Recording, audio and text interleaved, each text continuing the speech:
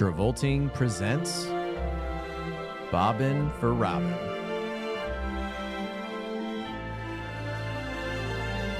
Hosted by Jeff Sweeney and Stuart Elmore.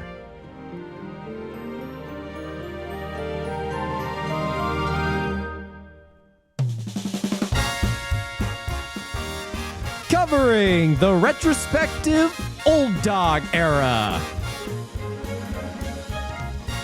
Enjoy the episode.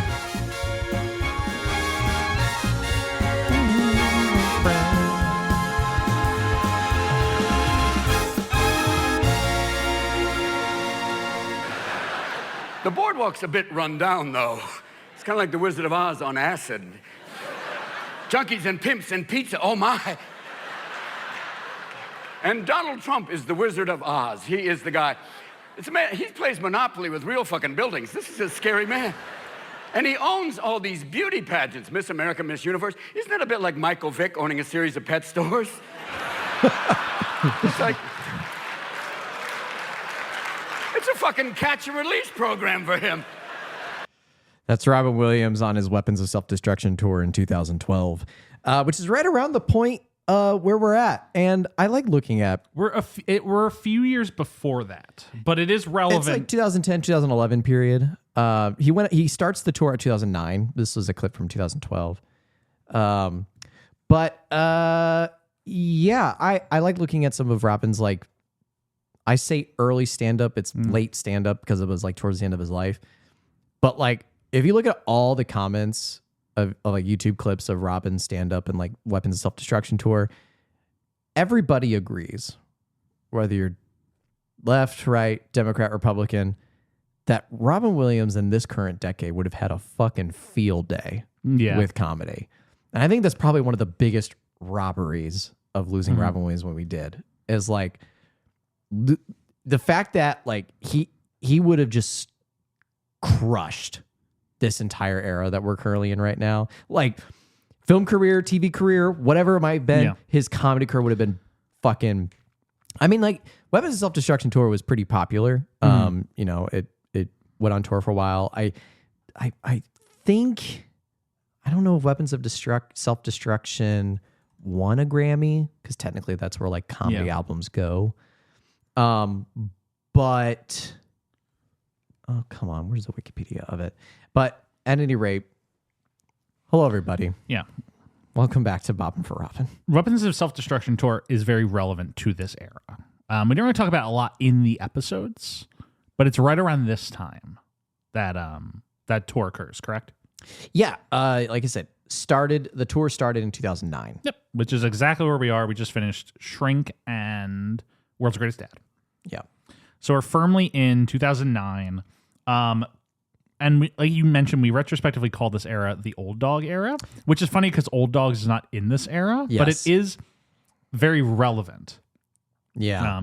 And I talked about in another episode, I can't remember which one, but about how I think like this is the perfect like transition point. Because this is when Robin more or less stops being an actor, kind of. Yeah. Shortly after World's Greatest Dad and Shrink. He kind of just transitions fully into a cultural figure. Yeah. Which is kind of how he regains some of his... public image, kind of. Public image and fame after this is... Like, the next era we're gonna jump into... He has a few leading roles. They're in smaller films. Yeah. But for the most part, it's a lot of like, remember Robin Williams? Or like him coming in. And I talked about that in 2009 is when he gets his Disney Legend Award.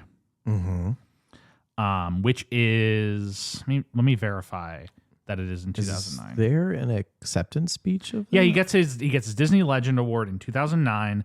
And there's a picture of him with Bob Iger and Mickey Mouse standing on a stage accepting an award. And, you know, in the 90s, Robin was in conflict with Disney after Aladdin. Because he didn't want to be famous for it. Yeah. He wanted to be like, just, you know, have done it for kids. Mm-hmm. And here we are 15 years later, and he is just fully accepting like, being a Disney character and being famous for being a Disney character. Yeah, I found The speech. the speech. It's a long speech. I won't play the whole thing. He really was from outer space.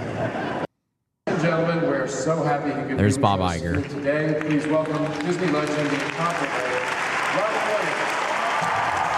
This is like filmed from somebody's phone, so the quality's not really good. But he walks out hand in hand with Mickey Mouse. Yes. And it's like Robin Williams is now just He's an icon.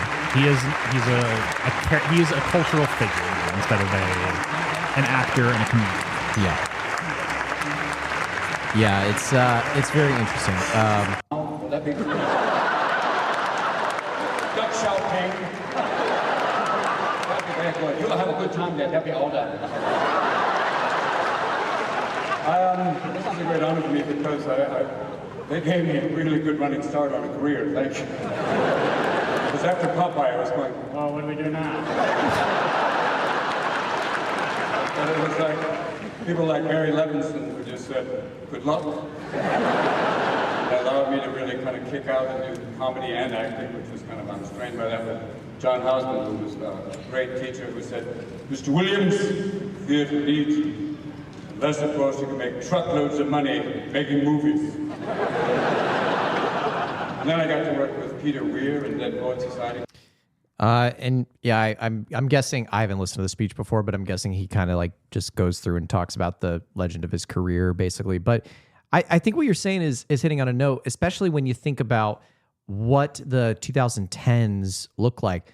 He pops up in a lot of small roles. He also does a lot of appearances on other TV shows. And TV shows typically playing Robin Williams and stuff. Like our next Robin episode, because we have a little treat after this one. We'll get to that. Our next Robin episode is SpongeBob SquarePants Truth or Square, in which, have you seen that before? No. He plays Robin Williams in it. Mm-hmm. He has Robin Williams in the live action segments with the fucking pirate played by Tom Kenny. Who is it? Peggy? Is it Peggy the pirate? I don't know. You're asking me what the pirates' names are in SpongeBob? But like and then later he's in The Butler, where he plays Dwight D. Eisenhower in a segment of the movie, and that's like we're deploying Robin Williams to play Dwight D. Eisenhower. Robin is a tool to be deld for a short stint. He's a tool to be deployed to be recognized as Robin Williams. Yep. He's not trying to meld into the movie, and like he's always been an ostentatious actor. But he would still try and be part of the tapestry of a movie. Yeah. Now he's just fully like, if you're putting him in a movie, you're putting him in because he is Robin Williams. I'm going to play a quick clip. Yeah. It's 2-minute long clip that'll exercise your point entirely. Yeah. This is from the TV show Wilfred, starring Elijah Wood. That's the dog one. Yeah. Yeah. Sorry, I didn't mean. The review board has approved my recommendation to treat you with a more aggressive form of therapy, starting immediately. Shock therapy? Electroconvulsive therapy. It's your best chance to break through. I don't want to do this. I want to go home. Unfortunately, that's no longer an option.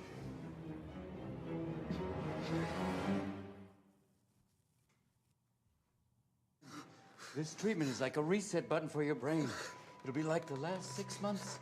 Never For those who know home, Robin Williams is tying Elijah Wood to a bed, About to do giving electroshock therapy. With the flip of a switch. You'll forget everything, including Wilfred. He was right. He was right. No, I didn't consent to this. You need my permission. We have a signed consent form by your custodial guardian. My father. No, he doesn't have the authority. You can't do this. Sedative. It's not your fault. It's not your fault. It's not your fault.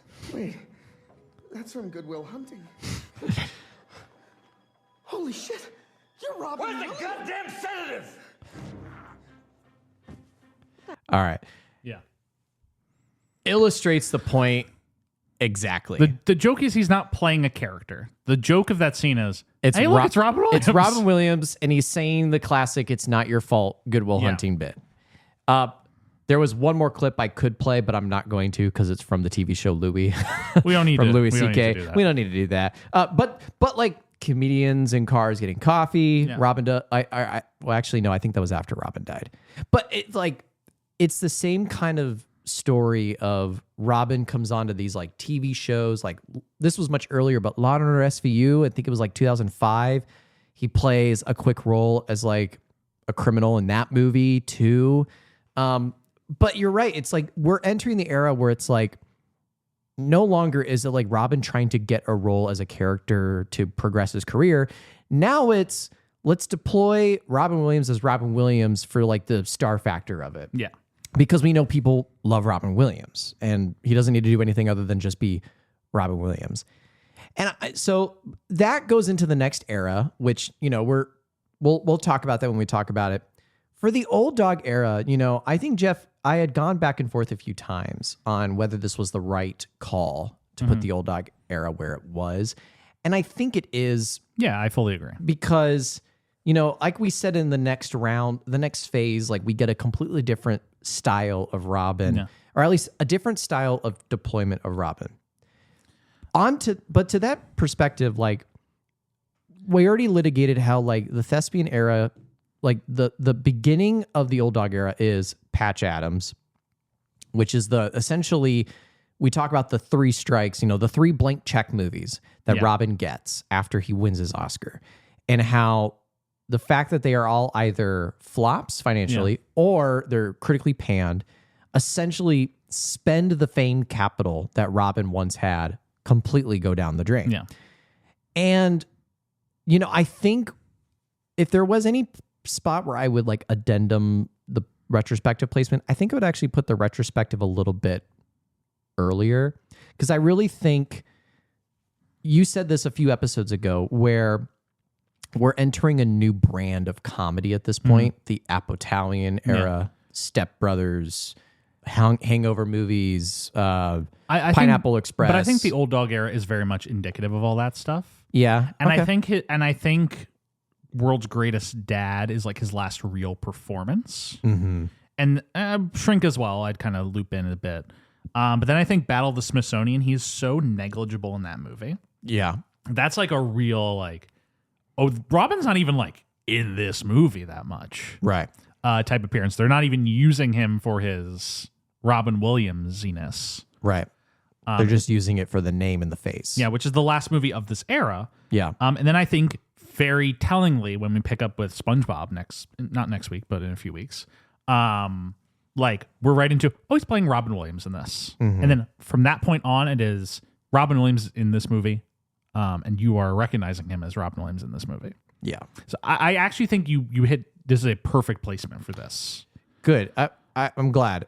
My only thinking was like the thespian era is like he doesn't stop trying to be an actor, I want to say, until after like the final cut.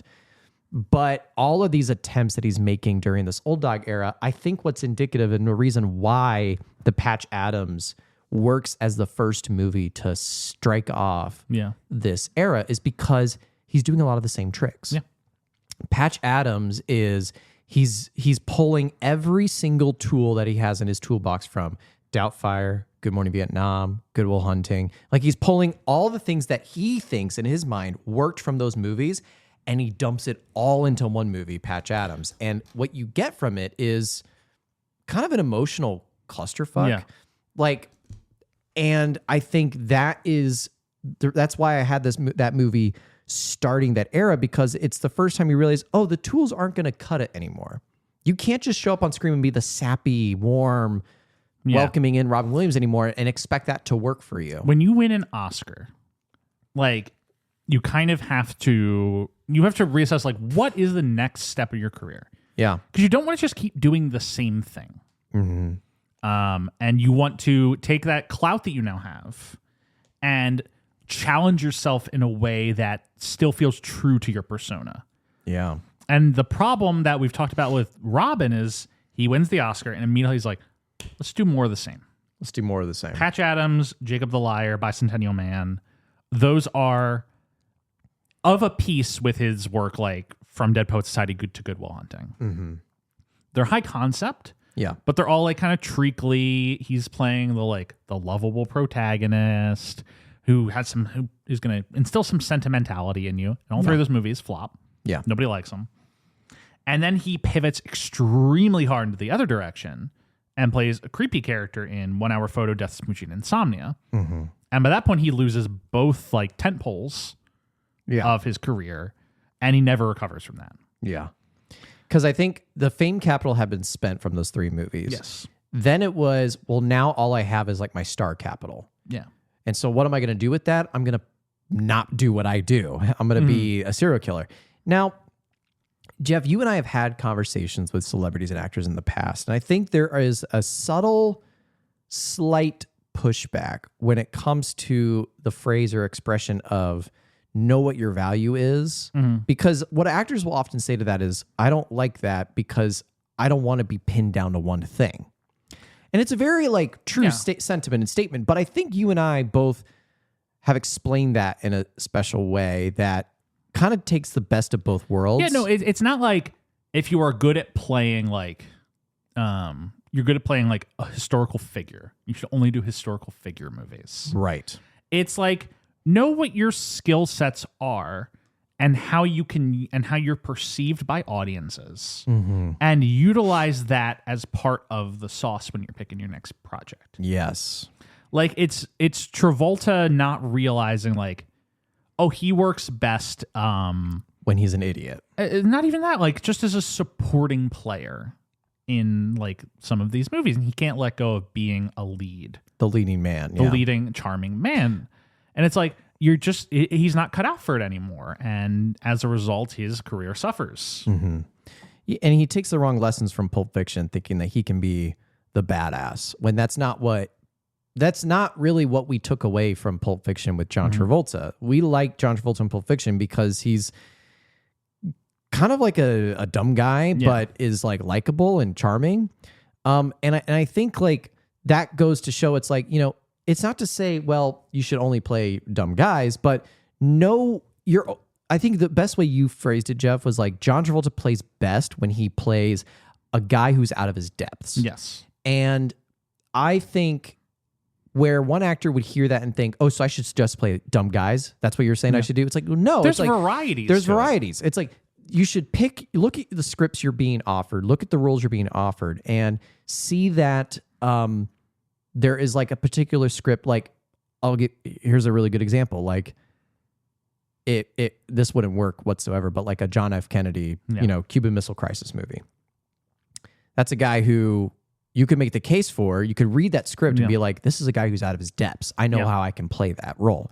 Now, that's a very different role from the gangster in Pulp Fiction, but you're playing on the same sauce. And I think that's what actors sometimes don't learn from like their previous successes. Can I give you a perfect run of exactly what we're talking about? Yeah. Tom Hanks wins an Oscar for Philadelphia. Yeah.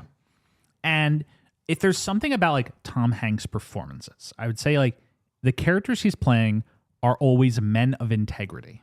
Until he plays the Colonel in Elvis. No. Yeah. But like there's a degree of integrity to every Tom Hanks performance and to just like your perception of Tom Hanks. But then his run is he wins an award for Philadelphia where he is playing a gay man struggling with AIDS who's dying and trying to just assert that he, has rights. Yeah. It's a beautiful performance. His follow-up is Forrest Gump, which regardless of your thoughts on the movie, he wins another Oscar for it. And if there's something that Forrest Gump has, it's not intelligence, but he has integrity. Yeah. In that movie. Followed up with Apollo 13. Jim Lovell is a man of integrity who figures out how to save the day on the ship. Yeah. Those are 3 very different performances. Yeah. And yet they all have a central element of Tom Hanks to them. They maintain his integrity. Toy Story, he follows it up. And that's a guy who has too much integrity to the point that it damages him. Because he's like convinced that like, I know the correct way. Yeah. That Thing You Do, it's a smaller role, but he's the manager. Saving Private Ryan. But you look at all these movies, the performances are very different. Up through Castaway, even. Would you agree with this? I absolutely would. I absolutely would. I think that's just a perfect example of understanding your appeal, understanding how you are best used in a movie, understanding what your skill sets are, and then challenging yourself while maintaining facets of that central idea. there are two other actors that, I mean, there's so many actors you could think of this that have done the same sort of thought experiment, but I just want to try it. I want to try it out, and you tell me if I'm hitting the mark or missing the mark. Matthew McConaughey. Matthew McConaughey, like, I think his appeal that I'm gonna shot in the dark here, but my gut tells me like the appeal of Matthew McConaughey is you watch him on screen, and the first thought you have is that's a guy who has blind confidence. Mm-hmm. Now it's not always guided confidence. Sometimes it's misguided confidence. And I would direct people to like movies like, I don't know. I'm trying to quickly look through some. I would say if I were to think about Matthew McConaughey, like all of his characters have like grit to them. Like his character in Wolf of Wall Street is like very confident guy, but like very blind confidence. I think Dallas Buyers Club, that's the movie that kind of changes his entire career. That's a confident guy, but it's like a guy who puts on a surface level confidence who behind that surface level confidence is actually not confident at all. And I think like that's somebody who uses, I mean, I don't know. What do you think? That's one example. There's another one I have, but I think it's very accurate for Matthew McConaughey. Like a certain degree of confidence in all of his performances and how he performs. Yeah. And you can manipulate that confidence. You can make that confidence feel like insecurity.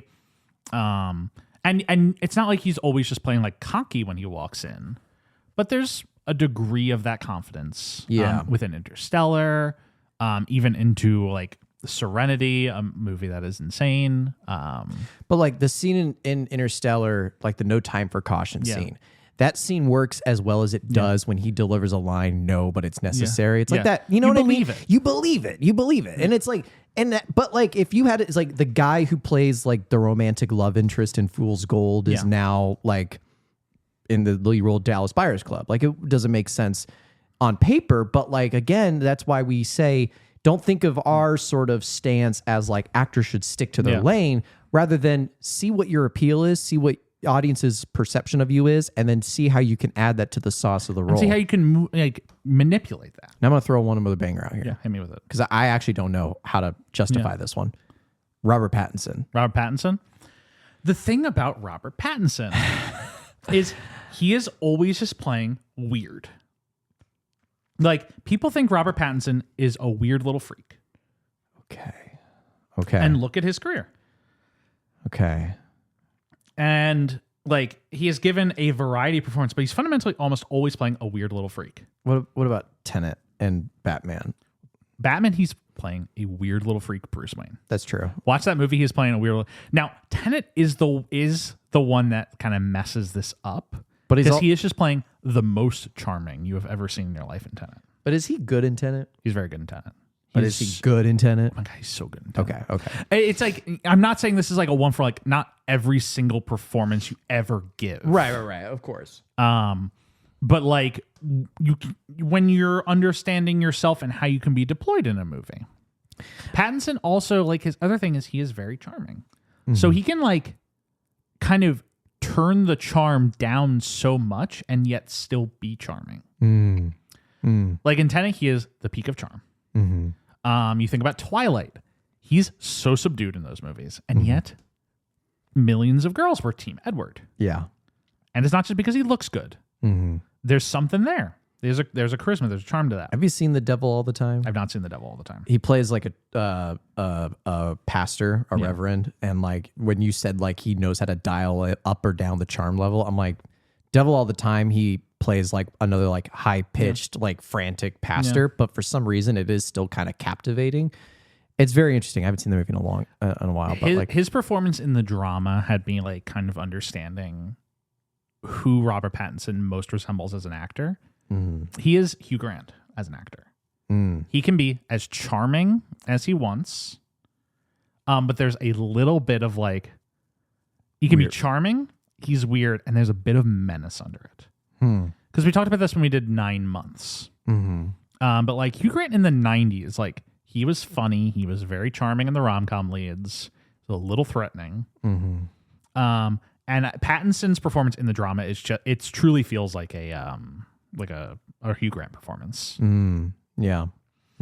But back to Robin. By the way, he got Best Comedy Album nomination for Weapons of Self-Destruction, and 3 Primetime Emmy nominations, but no wins. Yeah, back to Robin. This era makes me so sad. Yeah. Because like you never want to fault an actor for trying new things and trying different things. And I think it was just for the time that he was in, with the perception that audiences had of him, to go into his dark trilogy at the points when he did. Yeah. It just like, it was such a reactive move that people were like, what's this weird Robin Williams serial killer movie? I don't really know if I'm really interested in that. What's the one where he's funny? Oh, the doctor one that sucked? Okay, never mind. Let's pick another movie or whatever. But like, he's great in 1 Hour Photo. I think he's very good in a lot of these movies. I think he's pretty good in Death to Smoochie. I don't remember my thoughts on Death to Smoochie, but I do remember thinking like Robin Williams was still kind of bringing the heat. I think he's pretty good in Insomnia, although Insomnia, like, he doesn't get the bulk of the praise for that movie though. Like, if I had to pick like what won me over on Insomnia, I'd say it's like between Pacino and Chris Nolan. Oh my God, I'm so tired. But you get what I mean? It's like you weren't wowed by that movie based on Robin Williams' serial killer performance. I do think he's quite good in it. He's quite good. He's quite good. Like the scene where he like, you think he outsmarts Al Pacino. Yeah. And Al Pacino, what's the dialogue? It was a great like reveal in the performance without saying it, where he says like, well, she was laughing at me and so I hit her. Mm-hmm. And then she started screaming and so I hit her again so she would stop screaming. But then she kept screaming, so I kept hitting her and I kept hitting her, and then eventually she stopped screaming. And it's like the moment where because Robin, in the early parts of the movie, when we know he's a killer, he has this charisma about him where it's like, you don't understand, like it was an accident or whatever, or like I didn't mean to, I'm not a serial killer, this isn't going to happen again, like I've outsmarted you, you got to let this go, you got dirt under yourself too, so maybe we just call it a wash. Yeah. And like, because Chris Nolan at this point is already a good director, like we see it through the veil of Pacino being so exhausted. Yeah. And he's like, fucking fine, okay. And then when Robin Williams delivers that monologue, it sort of pierces the veil and you're like, oh shit, no, he is going to do this again. Like he is going to kill somebody else. And that's a great, like, I remember watching that scene. I was like, that's a good Robin performance right there. And I think the other thing that happens to Robin around this time is culture changes. Yeah. Yeah. Like Robin to this day, like he lived 14 years into the 2000s, but he feels like such a figure of the 90s. Yeah. And like that kind of 90s optimism, triumph of capitalism era. Yeah. Where like the Soviet Union has fallen, and Robin's just like running the table on, family comedies. And like you watch Mrs. Doubtfire, which I watched a few nights ago with some family. And that movie is just so like, they live in this beautiful house in San Francisco and everything is fine in the world. And the only problem is he needs to get back with his family. Mm-hmm. There's no like grander, like arch problem, societal issue present in that movie. Right. And that's the case of a lot of movies. A lot of movies in the 90s are about like, well, what now? Like you watch Office Space, and that's a movie about like, oh, are we just going to like work in offices for the rest of our lives? Is that just it? We're not doing anything. Yeah. The Matrix is like, yeah, the world kind of just got really boring after 99, and they're just like, let's make machines now. Yeah. And then I think Robin's breed of earnesty and sentimentality that is very effective in the 90s, like, does not hold water in a post 9/11 world. Yeah. I just think like that type of movie there's no interest in it anymore. Comedy becomes a little meaner. Mm-hmm. Not too mean, but like it becomes a little more biting. People get angrier. We're embroiled in wars again.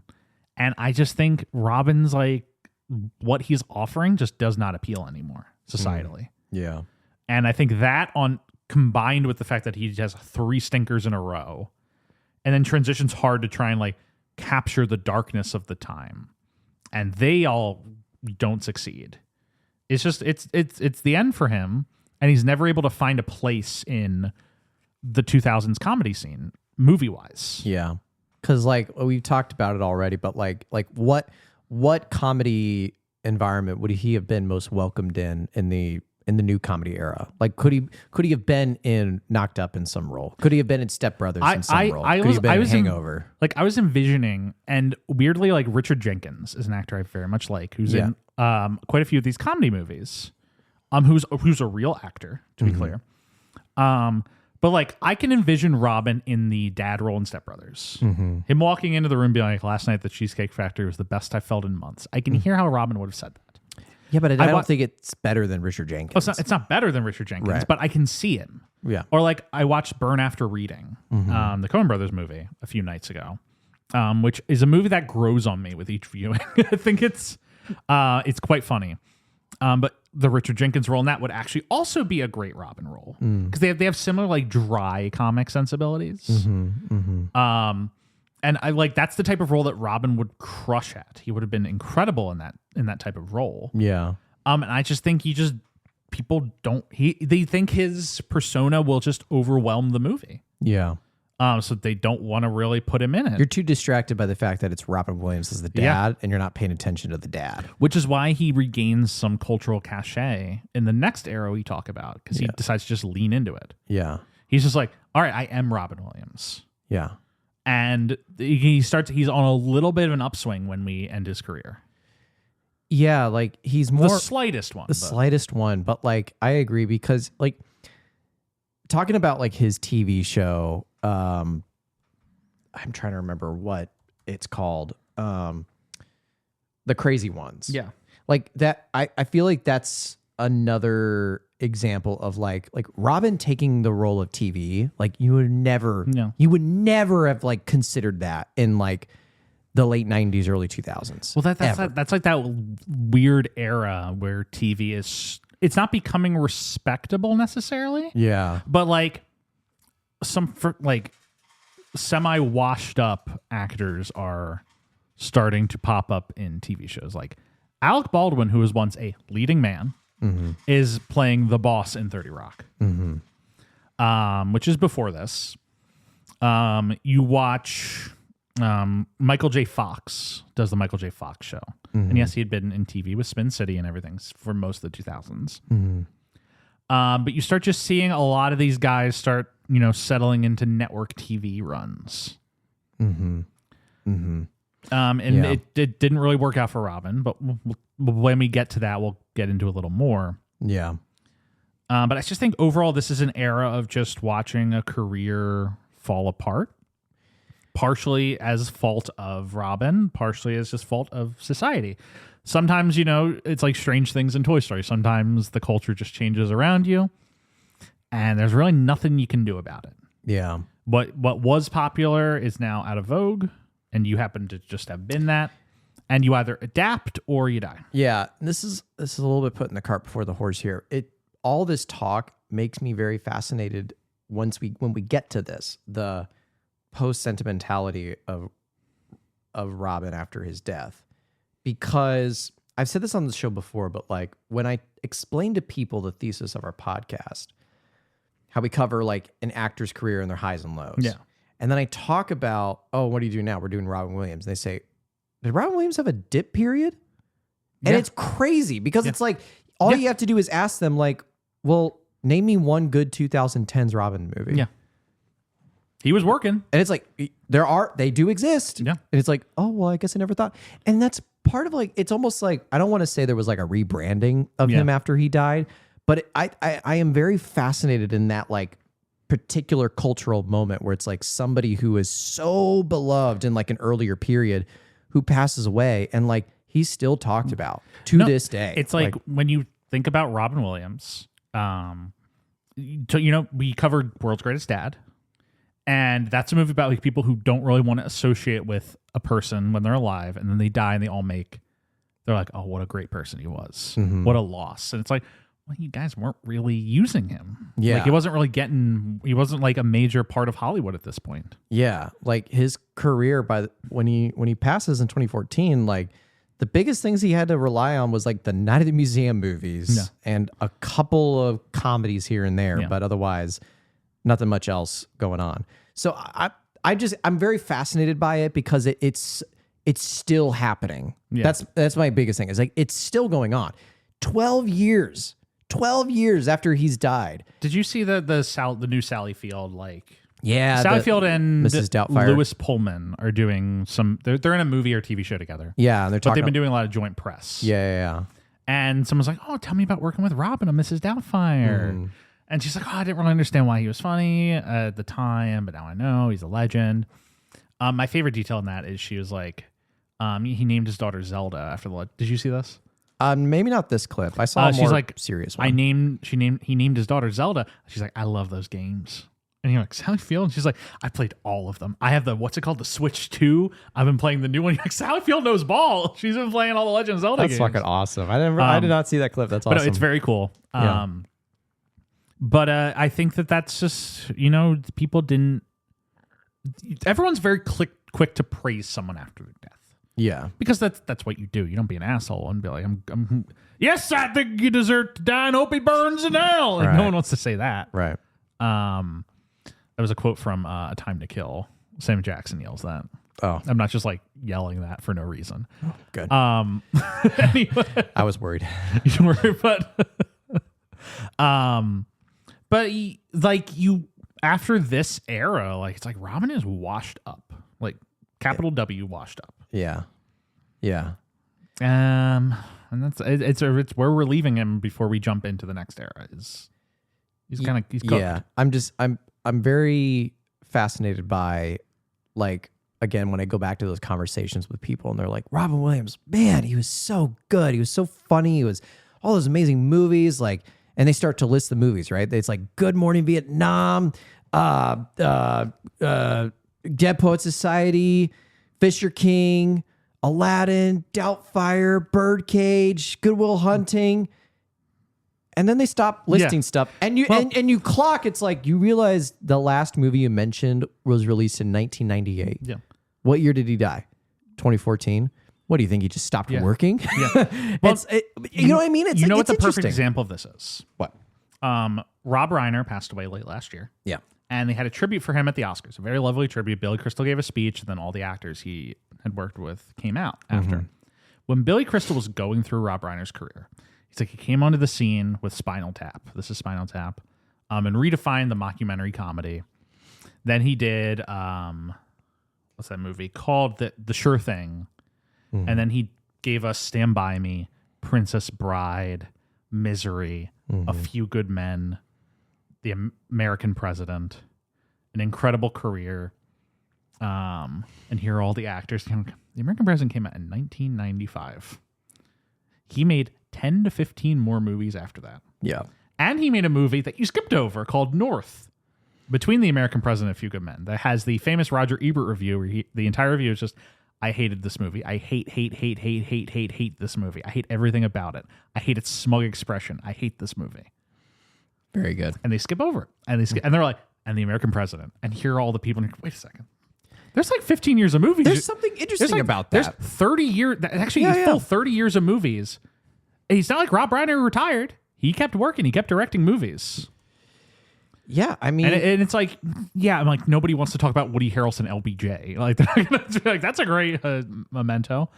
Well, I think when we talk about, I just think those facets of history with these characters. I don't know if you see what I'm typing up here. I don't. You just agree. This is like in Jurassic Park when the screen is completely turned away from John Hammond, but he's commenting on what's happening on it. Oh, good. I'm typing in Harrison Ford. Yeah. Because, I pray to whatever deity is up there and listening that Harrison Ford has like 20 more years. I mean, he's 83. But he's 83, And it's like there will come a time where these conversations will be present. He just accepted like one of those other lifetime awards. He got the AFI Lifetime, or not the AFI, the Screen Actors Guild Lifetime Achievement Award. Yeah, and I think he's getting all these lifetime awards. A lot of these other roles he's getting are like they almost feel a little familiar in the sense he's doing like he's doing a TV show. He's doing an elder statesman run right now. Mm-hmm. Where Harrison's like They brought him back to play all of his iconic characters again. He played Indiana Jones, Han Solo, Rick Deckard again. He was the president in Captain America. Yep. And it's very much a like the way that Harrison Ford's career right now, with all the 1923 and Shrinking, is a big like, we don't want to, not to be crude about it, but it's a big, we don't want to waste a good thing while we've got it. Yeah. Type energy to how he's being used right now. Yeah. Like he's doing, I have not watched the show yet, but I've been consistently told he's doing some of the best work of his career in Shrinking. Yeah. And I think that this is the era, this is the thing Robin never got because he passed away so tragically. Yeah. Yeah.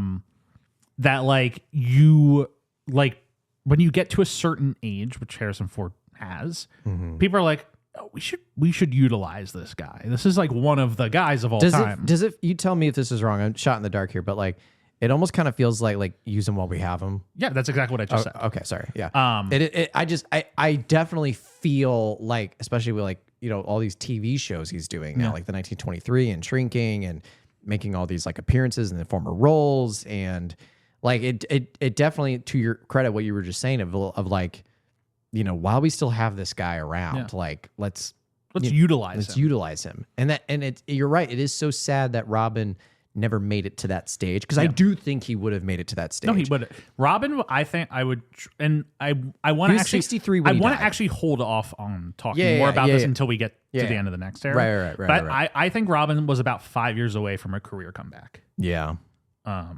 Which is tragic. Well, it's like he was 63 when he died. I want to say 63, and it was 2014. Yeah.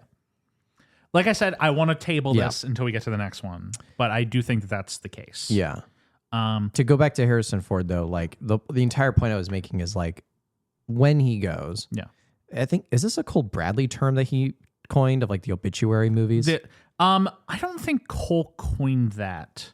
But I've heard that before. I've heard him Cole say has used it before. He's used it before. I don't know if he coined it. Maybe but like, he coined it, whatever. I'm trying to think, like, I'm thinking like, as we discussed on our World's Greatest Dad episode, Cole passed away in an autoerotic asphyxiation. Rest in peace, Cole Bradley. But so like when the Oscars after Harrison Ford dies and they do the memoriam for Harrison Ford, what are the movies that they say in roles that we remember him by? Like, it's going to be like Star Wars, Raiders of the Lost Ark, Witness, The Fugitive. He has a good like 30-year run, and now they were smart. Well, I shouldn't say they were smart, but he's gotten like a bolt of resurgence, playing a lot of those roles again recently. Yeah. So I guess like if you just say Star Wars and Indiana Jones, like it kind of encompasses the whole thing. Encompasses the whole thing. But I feel like that encompasses like the early parts. It's specifically the earlier ones. Yeah. Okay. Enough of talking about dead actors and actors dying and stuff. Back to the old dog era. I think we should just talk about what our favorite movies are. Favorites, least favorites, and then the new category that I think you and I agreed on is like most frustrating. Yes. Because underrated, I think we got bored with underrated. It's like that typically wound up being our favorite, or like just a movie we liked. My favorite in era 3, the old dog era. If we don't have the same one, I'll be shocked. Well, but are you going to say AI? I'm going to say AI. It's obviously AI. I guess it's the best movie he's in this era. It's the semantics thing, though, of like best Robin movie. It is not the best Robin Williams movie, but it is the best movie. I mean, of course it's the best movie we covered. It's one of the best movies of all fucking time. Like, yes, AI, of course. Best Robin movie? It's tough.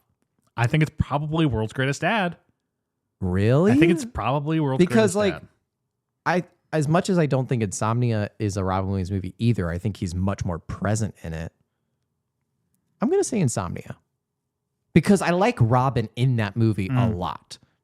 Not just the movie, not just Al Pacino or Hilary Swank, but I like Robin in that movie. I like Robin in the movie as well. I'm going to say Insomnia.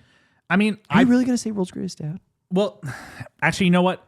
If we're talking best performance, I think it's World's Greatest Dad. A movie I should have stood up more for in that episode. You should have, yeah. I regret not standing. I got steamrolled in that. If Cole had been on that episode and not died of an erotic asphyxiation, I would have had some backup in my corner. Can we call him now? Get him quick thoughts on it. I texted him. But I think best movie overall is AI. Best movie where Robin has a prominent role is Insomnia. Best Robin performance is World's Greatest Dad. I think his best performance is World's Greatest Dad. I think he's actually giving a performance in it. I think he's giving a performance in a good chunk of these movies. But like he's giving a real performance, you know? Yeah. It's not the Rudels 2 Can't Buy Me Lunch. That's true. Least, because I would say The World's Greatest Dad is maybe my most frustrating movie, because I agree that he has a good performance in it, but I think that movie is like 2 scenes or 2 lines of dialogue away from being great. But the worst movie, or my least favorite, my most hated movie in this list. This one's always hard. You don't want to be mean. I mean, House of D is pretty fucking bad. I don't even remember that movie. Well, don't you remember what Robin's role in that movie is? He plays like the special needs janitor. Oh, yeah, he does do that, doesn't he? And he wears like prosthetic ears and a nose. That was tough. That's House of D. He's also Shrink. Was pretty tough. He gives a good performance in that at the He's very. very good in Shrink. But it's Kevin Spacey. I think House of D is an easy one for me.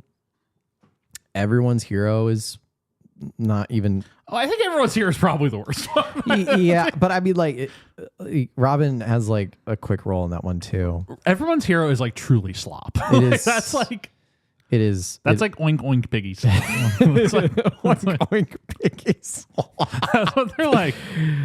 Oh, you know what? I think. No, World's Greatest Dad is not the most frustrating one. Man of the Year is the most frustrating movie, because that's a movie that had all the pieces to work. Had a great director, or at least I thought was a good director. It had a great premise, even though it wasn't known to be a great premise at the time the movie came out. And you had a great leading person who could have destroyed that role, like Robin Williams, and then you had Christopher Walken, and like, hey, you had all of these great pieces to make this movie great, and it just like fumbles the bag so much. We're gonna make Man of the Year great again. Yeah, Man of the Year is the most frustrating movie for me. I think most frustrating is probably August Rush, because I think the frustrating thing about it is the Robin performance. Oh, good point. That's my take. Yeah. Not the movie's like incredible by itself, but I think that's what I find frustrating. You were swept by August Rush. You were swept by that movie, right? I liked it. You I liked the didn't music. Love it. What was frustrating is that Robin Williams was not very good in it, and kind of fudged the whole thing. Yeah. Because I just don't think he was a good fit for it. The Big White. I don't have strong feelings on The Big White. It's just kind of a meh movie. Giovanni Ribisi is probably the best part of that movie. The problem with The Big White is that it's just Fargo. It's just trying to be Fargo. And can you fault a movie for trying to be a good movie? You can't fault anything for trying to be a good movie. Yeah, it's like every movie's trying to be a good movie, but this particular movie is trying to be a really good movie. Yeah. And it fails miserably, but it tries. Yeah, I really think Man of the Year is most frustrating, and House of D, because Robin is a prominent role in House of D too. You can't write off House of D as like he's barely in it. No, he's all over. He's in that movie. So yeah, House of D, absolutely the worst fucking movie we covered. I hated that movie. What did I give it? I hope I gave it a half star. I don't remember. I don't like House of D, but I don't remember hating it. I remember I gave the Battle of the Smithsonian. The Battle of the Smithsonian, I hate that movie because of the most glaring plot hole that you got very frustrated. I can't overcome it. Even if the movie is like outside of the plot hole, pretty good. Like it's got the right cheese. It's got the camp. It's got the goofiness. It's got the exhibit goofy Meanwhile, stuff. I was the Battle of the Smithsonian substantial improvement on Night at the Museum. You know what? And you're probably on paper right. I fully admit the Night at the Museum is probably not as bad as I make it out to be, but like for me personally, it is just so bad in terms of its plot hole. Like I can't pay attention to this movie. My review for House of D on Letterboxd is just glad to now have a 98-minute accounting of all of David Duchovny's fetishes. License to Wed was pretty bad. Yeah, though, like this is a tough run. This is undeniably a tough run for all the reasons we talked about. You know what's a movie I want to rewatch? What? The Night Listener. You want to rewatch that? We watched it like 4 months ago. But like I remember that wasn't like super terrible. it was fine. It was a extremely watchable movie. He has yawns. Oh my God, I really yawned. Yeah. I give that a 3 out of 5, and I said this isn't extraordinary or anything, but it did keep me compelled to its central mystery, which is more than I can say for most of Robin's 2000s output. Yeah. It's like the one like inkling of hope that like maybe he'll pick like some of these kind of interesting roles, but I don't know.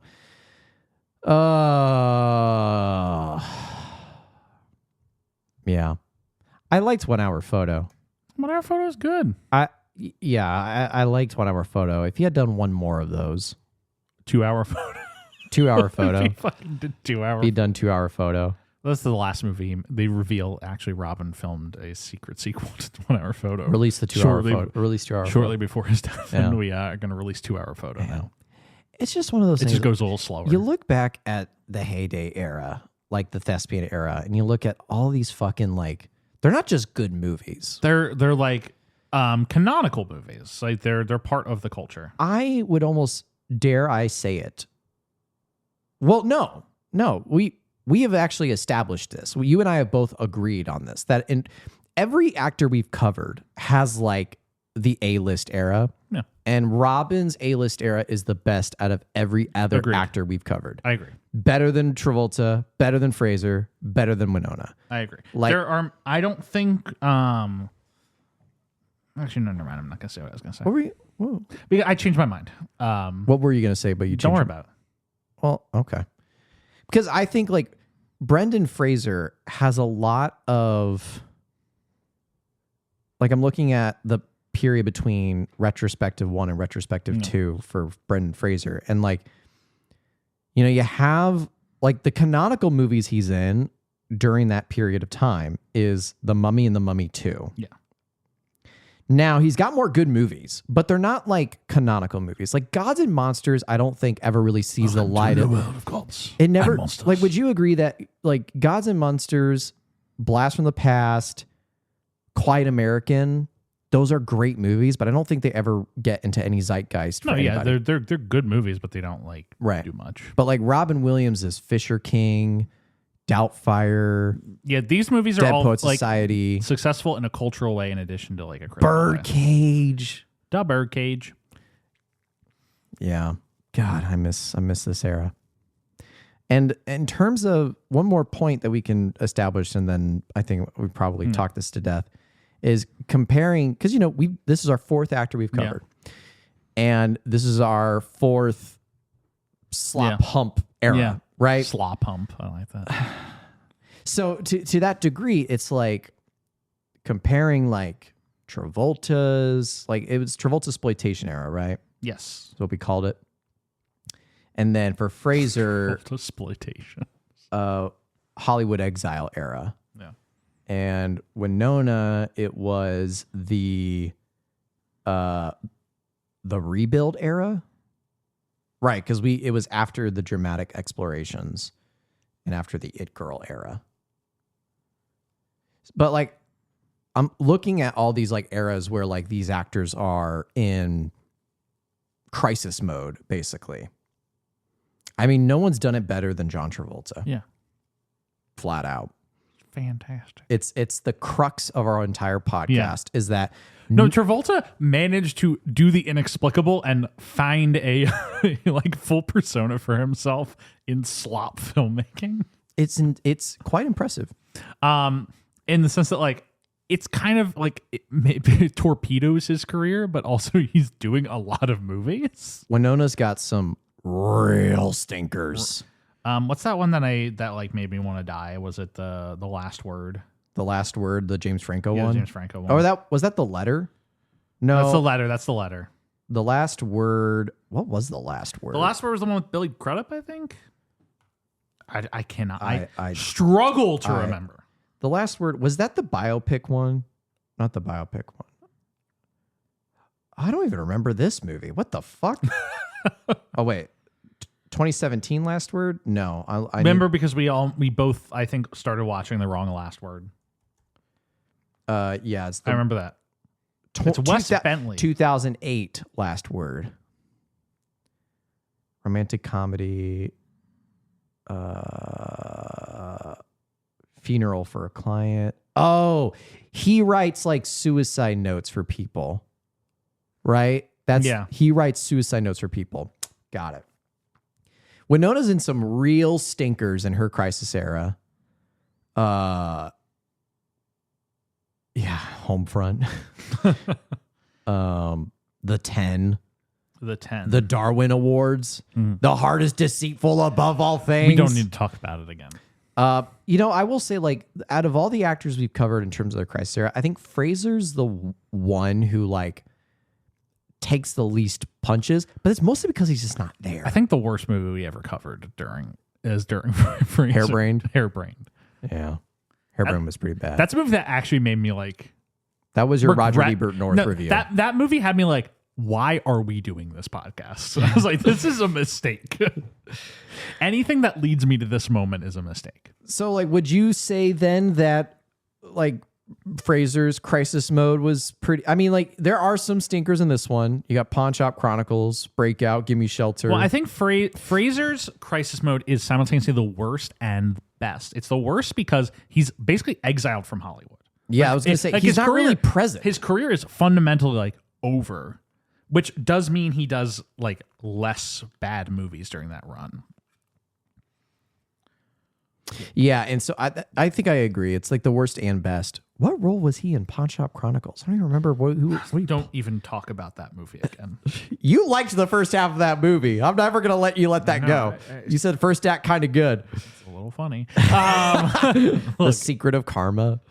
Okay, The Secret of Karma, good though. The Poison Rose again. The Secret of Karma, I think one of our best episodes because we really just delved into the insanity. Fraser, I will say, like, Fraser's the guy that, like, after winning his Oscar, I think he's making smart moves. I think Rental Family was an incredibly smart move of him. Yes. Rental Family, a movie that preserves the, like, or that captures into the, like, aw shucks energy that people have about him while still being a real performance. Yeah.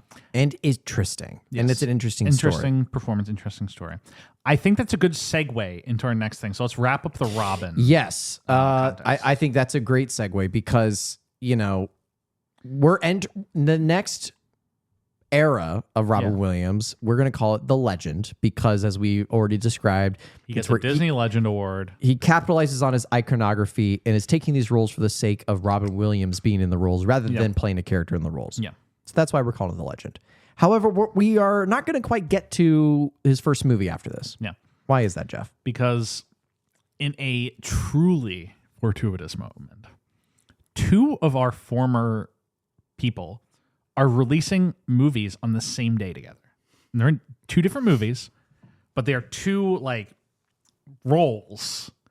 The first one, which we'll be covering next week, is John Travolta's directorial debut. Okay, you're not getting it up in time. I've already said it. Oh, go ahead. What is it? It is Propeller One-Way Night Coach. Tall man was blocking my way. An episode that Stuart is playing. We've already done an episode on this. When it was a book that Travolta wrote in the late 90s. And he has seemingly been fascinated by this story since then. Because 27 years later, he is releasing a film adaptation of his own book, starring Clark Shotwell, Kelly Evanston Quinnett, Ella Blue Travolta, and Olga Hoffman, and also an actor named John Travolta as the narrator, an older version of the young kid. But he is directing the movie and is dropping on Apple TV Plus next week. Or next week from when you're listening to this. But the fun does not stop there. Because John Travolta's directorial debut is going to be a major moment for this podcast. We will have a lot to say about that movie, I'm sure. Because the same day that Propeller One-Way Night Coach drops on Apple TV Plus, a little movie's coming out in the motion picture theaters. The final decision on the timing of D-Day will be mine, and mine alone. Damn straight, son. Brendan Fraser is playing Dwight D. Eisenhower in a movie about... Do you know what that movie's about? D-Day. Do you know like what it is about with D-Day? No. It's about like the meteorologists who are like, the weather's going to be bad on D-Day. Don't do D-Day. Do it tomorrow. And Dwight D. Eisenhower's like, oh my God. Because it's about barometric pressure dropping in addition to the pressure upon Eisenhower should I delay the invasion. What the fuck? That's what the movie's about. Like, no. The movie's about like weathermen. No. No. Yes. No, it'll be good. I'm not saying it's going to be bad, but it's about like weathermen, like figuring out like, should we delay D-Day a day? Andrew Scott's in this? Yeah, it has a good cast. Damian Lewis, I think. But that'll be in 2 weeks. We'll be covering Pressure, starring Brendan Fraser. And then after we check back in with John and Brendan, we'll be coming back to Robin, entering our fourth and final era with SpongeBob SquarePants Truth or Square. Which is funny. It is very funny. Well, it'll be nice to take a little break. Yeah. It'll be nice to take a little break. It'll be nice to get a check back in with our old guys and then come back into Robin. Has there been anything on like when Winona's got like a project? She is in the new season of Wednesday.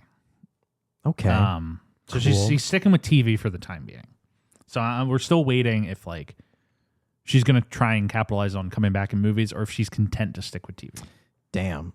Literally, it's like literally nothing. Upcoming IMDb Wednesday. It's just There's Wednesday. nothing else. Jesus Christ. Come be in movies again, Winona. Come miss on. you. We miss you. But yeah, so those are our next 3 weeks. Is you get Travolta next week for Power One Play Night Coach. You get Brendan in 2 weeks for Pressure. We're gonna see if the barometric pressure holds.